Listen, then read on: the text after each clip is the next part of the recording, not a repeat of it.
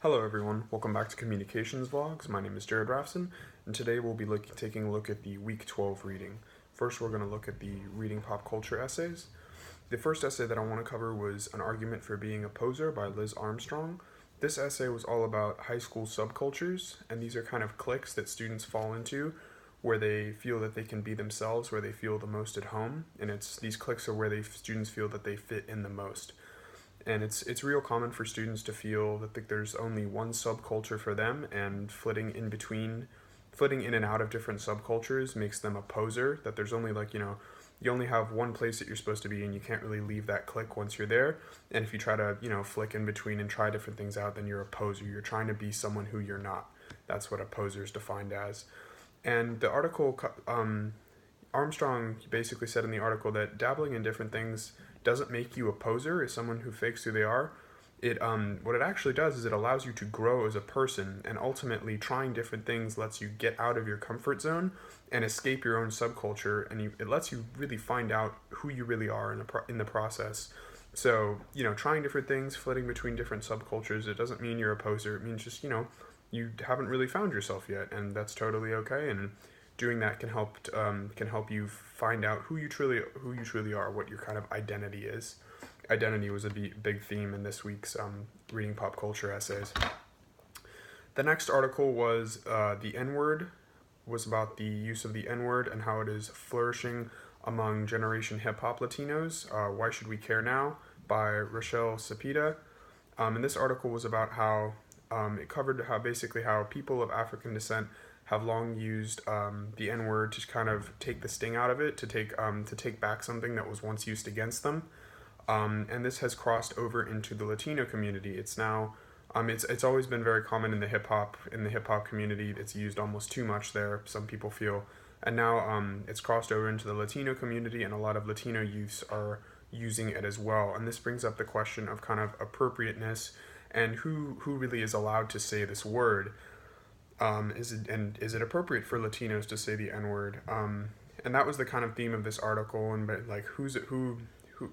who can say this word, who's it appropriate, who's it not appropriate for, and ultimately they made the point at the end that some people argue that the shade of your skin shouldn't matter, that this word just doesn't belong in the 21st century, as it's plain and inappropriate, and it's an evil word. And I thought that was an interesting point.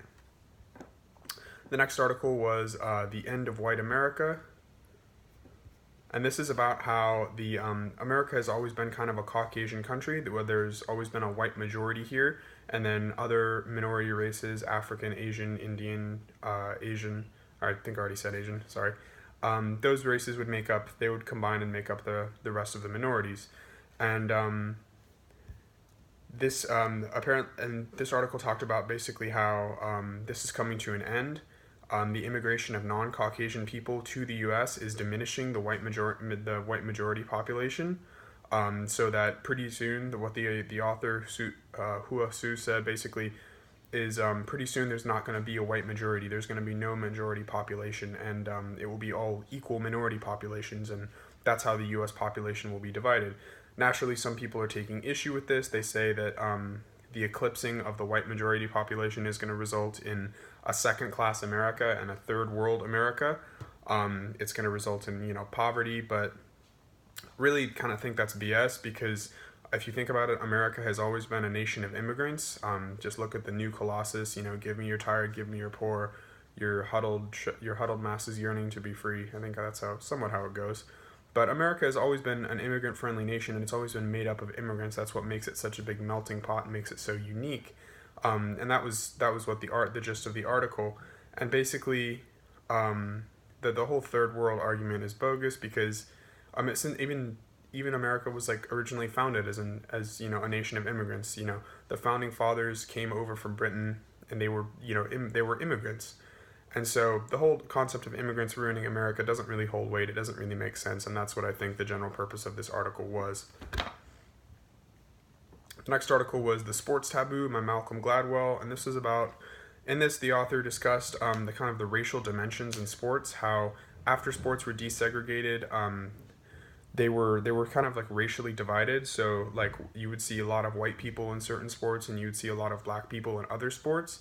And so sports were still kind of segregated in that way.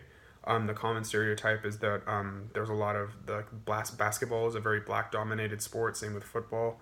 While baseball, you get mostly white dominated. I think that was talked about in the article.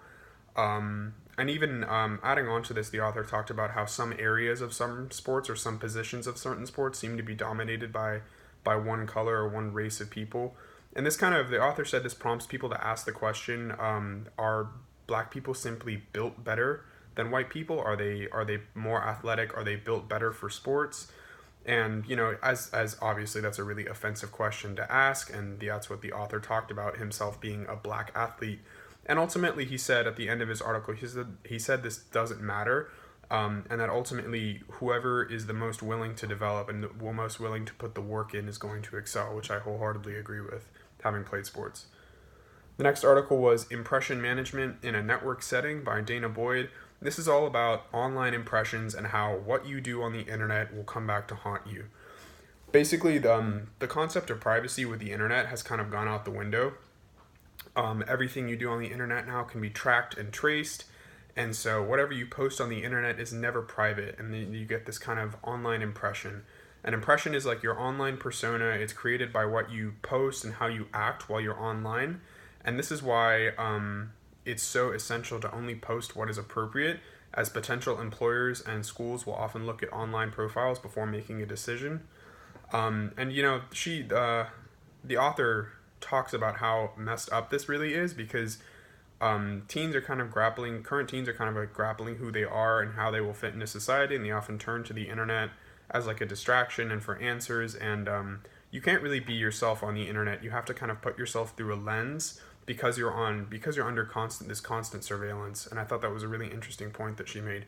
And sadly, you can't be who you truly are. You have to watch what you post. You have to watch what you say online, because you can't be who you truly are, because it can be taken out of context and ultimately used against you, which I thought was a sad but true point about today's society.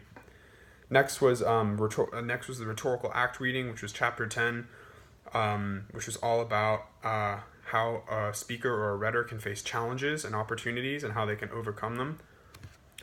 This chapter talked about how ideas do not walk on their own; they must be carried. They have to be expressed and voiced by someone. Kind of think like, I don't know, bullets to a gun. You need the round of ammunition on its own isn't dangerous, but with the gun you can take it and you can project it, kind of like an idea.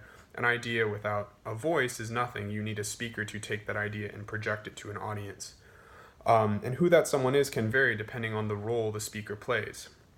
Now, the role the speaker plays, how they act, and how they speak while delivering their message will show the audience how credible the speaker is. And the chapter went on to talk about the Aristotelian paths to persuasion, which are ethos, pathos, and logos. With ethos, it's ethics. The speaker wants to be ethical and build trust.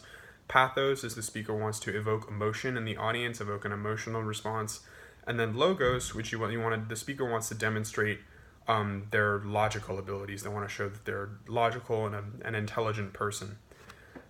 So then the chapter went on to describe how these paths to persuasion play into challenges and opportunities that the rhetor faces, because ethos relates to rhetoric credibility, and so when a rhetor goes up, they have two main challenges related to ethos that they have to face. They have prior ethos, which is attitudes toward the rhetor prior to the rhetorical act, prior to their speech, and this is 5 areas. So the rhetor's reputation or track record, their appearance, how the rhetor is introduced to the audience, the context in which the rhetorical act occurs, and the occasion of the rhetorical act. These are all 5 things that can come back, that even before the rhetorical act has started, can shape the audience's perception of the rhetor and can affect his credibility while he is on stage. And then secondly, you have ethos from the rhetorical act, from the message he is trying to deliver itself. And these were 4 areas. There were expertise, so how knowledgeable is the rhetor in their field? Trustworthiness, does the rhetor have good morals? Is his message a worthy one? Dynamism, how productive is the rhetor? And then lastly, identification, and how does the audience associate with the rhetor? Is he a relatable person?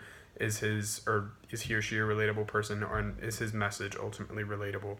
And those are things that get in the way of a speaker when he is trying to go on stage. And I thought that was a cool way of looking at it with relating back to Aristotle, which I covered in an English class before. Thought that was a cool connection. Thank you for listening.